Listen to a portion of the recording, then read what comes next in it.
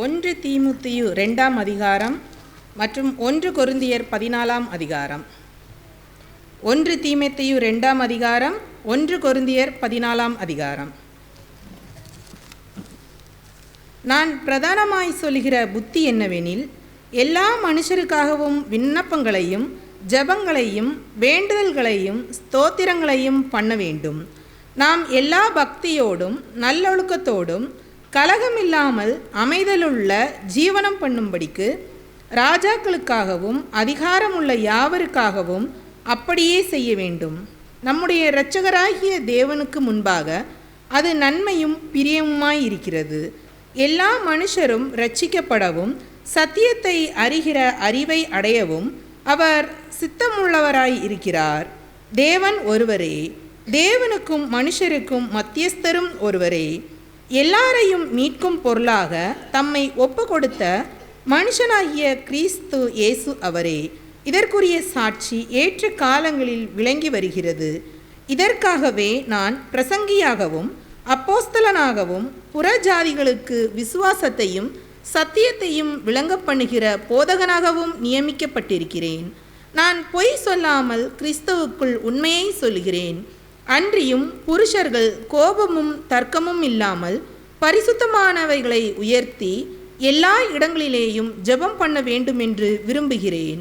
ஸ்திரீகளும் மயிரை பின்னுதலாலாவது பொன்னினாலாவது முத்துக்களினாலாவது விலையேற பெற்ற வஸ்திரத்தினாலாவது தங்களை அலங்கரியாமல் தகுதியான வஸ்திரத்தினாலும் ஞானத்தினாலும் தெளிந்த புத்தியினாலும் தேவ பக்தியுள்ளவர்கள் என்று சொல்லிக்கொள்ளுகிற ஸ்திரீகளுக்கு ஏற்றபடியே நற்கிரியைகளினாலும் தங்களை அலங்கரிக்க வேண்டும்.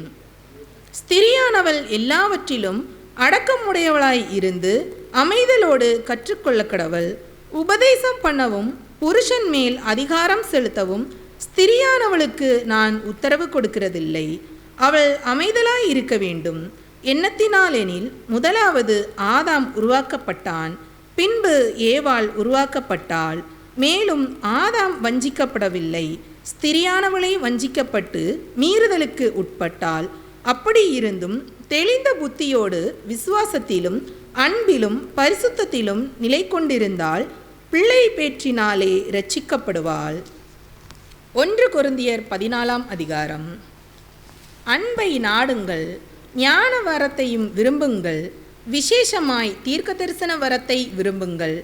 ஏனெனில் அந்நிய பாஷையில் பேசுகிறவன் ஆவியினாலே இரகசியங்களை பேசினாலும் அவன் பேசுகிறதை ஒருவனும் அறியாதிருக்கிறபடியினாலே அவன் மனுஷரிடத்தில் பேசாமல் தேவனிடத்தில் பேசுகிறான். தீர்க்க தரிசனம் சொல்லுகிறவனோ மனுஷனுக்கு பக்தி விருத்தியும் புத்தியும் ஆறுதலும் உண்டாகத்தக்கதாக பேசுகிறான். அந்நிய பாஷையில் பேசுகிறவன் தனக்கே பக்தி விருத்தி உண்டாக பேசுகிறான். தீர்க்க தரிசனம் சொல்லுகிறவனோ சபைக்கு பக்தி விருத்தி உண்டாக பேசுகிறான். நீங்கள் எல்லோரும் அந்நிய பாஷைகளை பேசும்படி விரும்புகிறேன். ஆகிலும் அந்நிய பாஷைகளில் பேசுகிறவன் சபைக்கு பக்தி விருத்தி உண்டாகும்படிக்கு அர்த்தத்தையும் சொல்லாவிட்டால் தீர்க்க தரிசனம் சொல்லுகிறவன் அவனிலும் மேன்மையுள்ளவன். ஆதலால் நீங்கள் தீர்க்க தரிசனம் சொல்லுகிறவர்களாக வேண்டுமென்று அதிகமாய் விரும்புகிறேன்.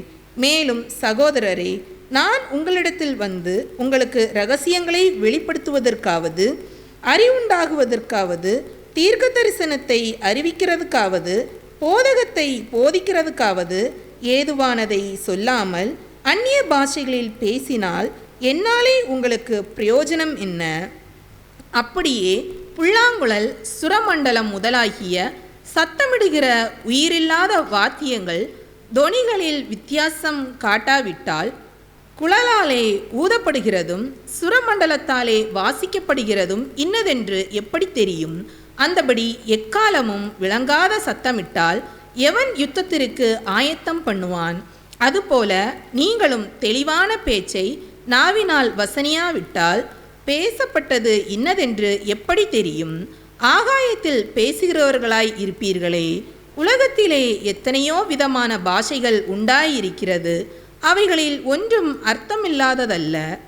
ஆயினும் பாஷையின் கருத்தை நான் அறியாமல் இருந்தால் பேசுகிறவனுக்கு அந்நியனாய் இருப்பேன், பேசுகிறவனும் எனக்கு அந்நியனாய் இருப்பான்.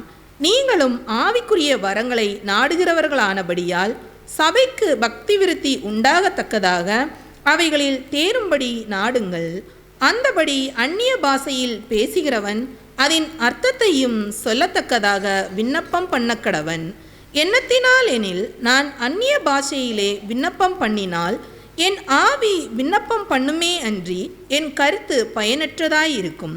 இப்படி இருக்க செய்ய வேண்டுவதென்ன? நான் ஆவியோடும் விண்ணப்பம் பண்ணுவேன், கருத்தோடும் விண்ணப்பம் பண்ணுவேன். நான் ஆவியோடும் பாடுவேன், கருத்தோடும் பாடுவேன். இல்லாவிட்டால் நீ ஆவியோடு ஸ்தோத்திரம் பண்ணும்போது கல்லாதவன் உன் ஸ்தோத்திரத்திற்கு ஆமேன் என்று எப்படி சொல்லுவான்? நீ பேசுகிறது இன்னதென்று அவன் அறியானே. நீ நன்றாய் ஸ்தோத்திரம் பண்ணுகிறாய், ஆகிலும் மற்றவன் பக்தி விருத்தி அடைய மாட்டானே. உங்கள் எல்லோரிலும் நான் அதிகமாய் பாஷைகளை பேசுகிறேன், இதற்காக என் தேவனை ஸ்தோத்தரிக்கிறேன். அப்படி இருந்தும் நான் சபையிலே அந்நிய பாஷையில் 10,000 வார்த்தைகளை பேசுகிறதிலும் மற்றவர்களை உணர்த்தும்படி என் கருத்தோடு 5 வார்த்தைகளை பேசுகிறதே எனக்கு அதிக விருப்பமாயிருக்கிறது. சகோதரரே, நீங்கள் புத்தியிலே குழந்தைகளாய் இராதேயுங்கள், துர்க்குணத்திலே குழந்தைகளாயும் புத்தியிலே தேறினவர்களாயும் இருங்கள். மறுபாஷைக்காரனானாலும் மறு உதடுகளானும் இந்த ஜனத்தினிடத்தில் பேசுவேன், ஆகிலும் அவர்கள் எனக்கு செவி கொடுப்பதில்லை என்று கர்த்தர் சொல்கிறார் என்று வேதத்தில் எழுதியிருக்கிறதே. அப்படி இருக்க அந்நிய பாஷைகள் விசுவாசிகளுக்கு அடையாளமாய் இராமல் அவ்விசுவாசிகளுக்கு அடையாளமாய் இருக்கிறது. தீர்க்க தரிசனமோ அவ்விசுவாசிகளுக்கு அடையாளமாய் இராமல் விசுவாசிகளுக்கு அடையாளமாய் இருக்கிறது. ஆகையால் சபையார் எல்லாரும் ஏகமாய் கூடி வந்து எல்லாரும் அந்நிய பாஷைகளிலே பேசிக்கொள்ளும்போது கல்லாதவர்களாவது அவ்விசுவாசிகளாவது உள்ளே பிரவேசித்தால் அவர்கள் உங்களை பைத்தியம் பிடித்தவர்கள் என்பார்கள் அல்லவா? எல்லாரும் தீர்க்க தரிசனம் சொல்லுகையில் அவ்விசுவாசி ஒருவன் அல்லது கல்லாதவன் ஒருவன் உள்ளே பிரவேசித்தால் அவன் எல்லாராலும் உணர்த்துவிக்கப்பட்டும் எல்லாராலும் நிதானிக்கப்பட்டும் இருப்பான். அவனுடைய இருதயத்தின் அந்தரங்களும் வெளியரங்கமாகும். அவன் முகம் குப்புற விழுந்து தேவனை பணிந்து கொண்டு தேவன் மெய்யாய் உங்களுக்குள்ளே இருக்கிறார் என்று அறிக்கையிடுவான். நீங்கள் கூடி வந்திருக்கும் போது உங்களில் ஒருவன் சங்கீதம் பாடுகிறான், ஒருவன் போதகம் பண்ணுகிறான், ஒருவன் அந்நிய பாஷையை பேசுகிறான், ஒருவன் இரகசியத்தை வெளிப்படுத்துகிறான், ஒருவன் வியாக்கியானம் பண்ணுகிறான். சகோதரரே, இது என்ன? சகலமும் பக்தி விருத்திக்கு ஏதுவாக செய்யப்பட கடவது. யாராவது அந்நிய பாஷையிலே பேசுகிறதுண்டானால் அது 2 பேர் மட்டில் அல்லது மிஞ்சினால் 3 பேர் மட்டில் அடங்கவும் அவர்கள் ஒவ்வொருவராய் பேசவும் ஒருவன் அர்த்தத்தை சொல்லவும் வேண்டும். அர்த்தம் சொல்லுகிறவன் இல்லாவிட்டால் சபையிலே பேசாமல் தனக்கும் தேவனுக்கும் தெரிய பேசக்கடவன். தீர்க்கதரிசிகள் 2 பேராவது 3 பேராவது பேசலாம், மற்றவர்கள் நிதானிக்க கடவர்கள். அங்கே உட்கார்ந்திருக்கிற மற்றொருவனுக்கு ஏதாயிலும் வெளிப்படுத்தப்பட்டால் முந்தி பேசினவன் பேசாமல் இருக்க கடவன். எல்லோரும் கற்கிறதற்கும் எல்லாரும் தேறுகிறதற்கும் நீங்கள் அனைவரும் ஒவ்வொருவராக தீர்க்க தரிசனம் சொல்லலாம். தீர்க்கதரிசிகளுடைய ஆவிகள் தீர்க்கதரிசிகளுக்கு அடங்கி இருக்கிறதே. தேவன் கலகத்திற்கு தேவனாயிராமல் சமாதானத்திற்கு தேவனாயிருக்கிறார். பரிசுத்தவான்களுடைய சபைகள் எல்லாவற்றிலேயும் அப்படியே இருக்கிறது.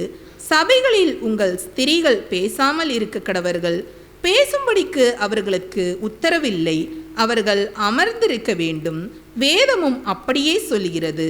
அவர்கள் ஒரு காரியத்தை கற்றுக்கொள்ள விரும்பினால் வீட்டிலே தங்கள் புருஷனிடத்தில் விசாரிக்க கடவர்கள்.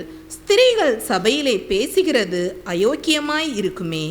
தேவவசனம் உங்களிடத்தில் இருந்தா புறப்பட்டது, அது உங்களிடத்திற்கு மாத்திரமா வந்தது. ஒருவன் தன்னை தீர்க்கதரிசி என்றாவது ஆவியை பெற்றவன் என்றாவது எண்ணினால் நான் உங்களுக்கு எழுதுகிறவைகள் கர்த்தருடைய கற்பனைகள் என்று அவன் ஒத்துக்கொள்ள கடவன். ஒருவன் அறியாதவனாய் இருந்தால் அவன் அறியாதவனாய் இருக்கட்டும். இப்படி இருக்க சகோதரரே, தீர்க்க தரிசனம் சொல்ல நாடுங்கள். அந்நிய பாஷைகளை பேசுகிறதற்கும் தடை பண்ணாதிருங்கள். சகலமும் நல்லொழுக்கமாயும் கிரகமாயும் செய்யப்பட கடவது. ஆமீன்.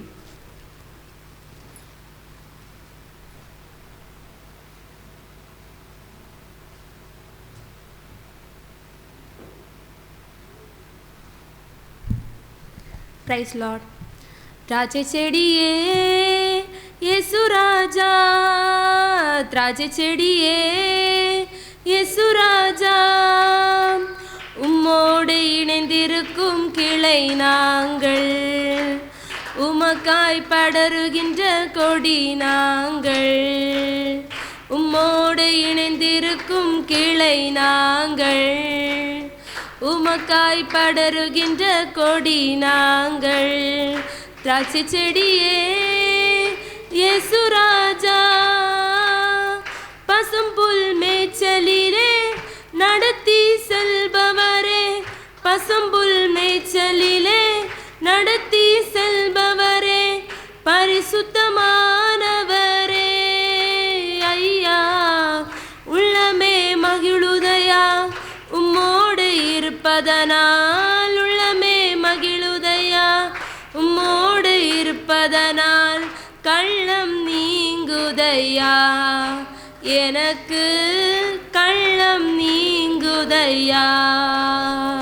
திராட்சை செடியே இயேசு ராஜா, குயவன் கையில் உள்ள களிமண் நாங்கள், குயவன் கையில் உள்ள களிமண் நாங்கள், ஏந்தி வணைந்திடுமே ஐயா, சித்தம் போல் உருவாக்கும் சுத்தமாய் உருமாற்றும், சித்தம் போல் உருவாக்கும் சுத்தமாய் உருமாற்றும், நித்தமும் கரத்தில் நாங்கள், நித்தமும் கரத்தில்.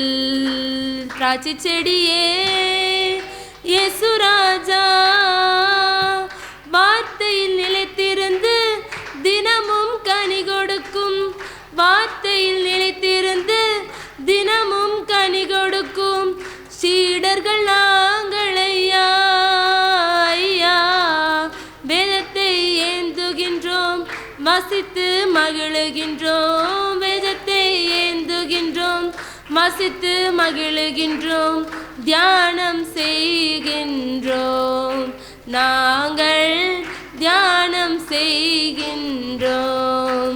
திராட்சை செடியே இயேசு ராஜா, உம்மோடு இணைந்திருக்கும் கிளை நாங்கள், உமக்காய் படருகின்ற கொடி நாங்கள், உம்மோடு இணைந்திருக்கும் கிளை நாங்கள், உமக்காய் படருகின்ற கொடி நாங்கள். திராட்சை செடியே இயேசு ராஜா.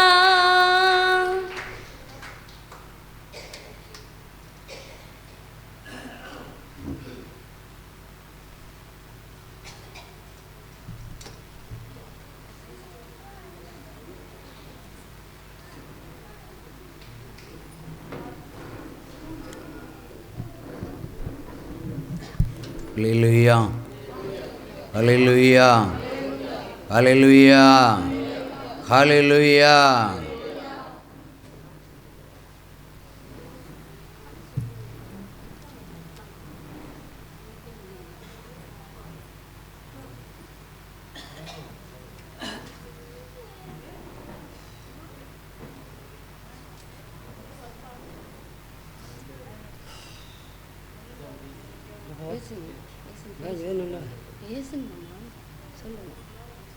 கர்த்தரின் பரிசுத்த நாமத்துக்கு ஸ்தோத்திரம் உண்டாவதாக. கர்த்தரின் பரிசுத்த நாமத்துக்கு ஸ்தோத்திரம் உண்டாவதாக. இம்மட்டும்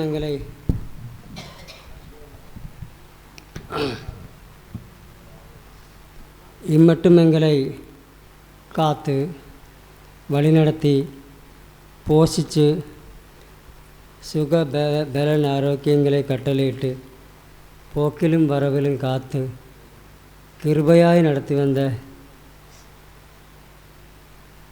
என் தகப்பனாருக்கு ஸ்தோத்திரம். அவருடைய நாமம் மாத்திரமே மகிமைப்படுவதாக. நாங்கள் ஒரு நீண்ட இடைவெளிக்கு பின்னால் இந்த சபைக்கு வந்திருக்கிறோம். டிசம்பர் மாதம் 7ஆம் தேதி ஒரு ஃபாஸ்டிங் ப்ரேயரில் வந்திருந்தேன். அப்போ சாட்சி சொல்லிட்டு போனேன். அதுக்கப்புறம் ஒரு 6 மாதமாக என்னால் எங்களால் இந்த சபைக்கு வர முடியல. காரணம், எனக்கு கொஞ்சம் சுகவீனம் ஆயிடுச்சு. அதாவது இப்போ இந்த ஒரு 6 மாதத்தில் ஒரு 6 வகையான சிறிதும்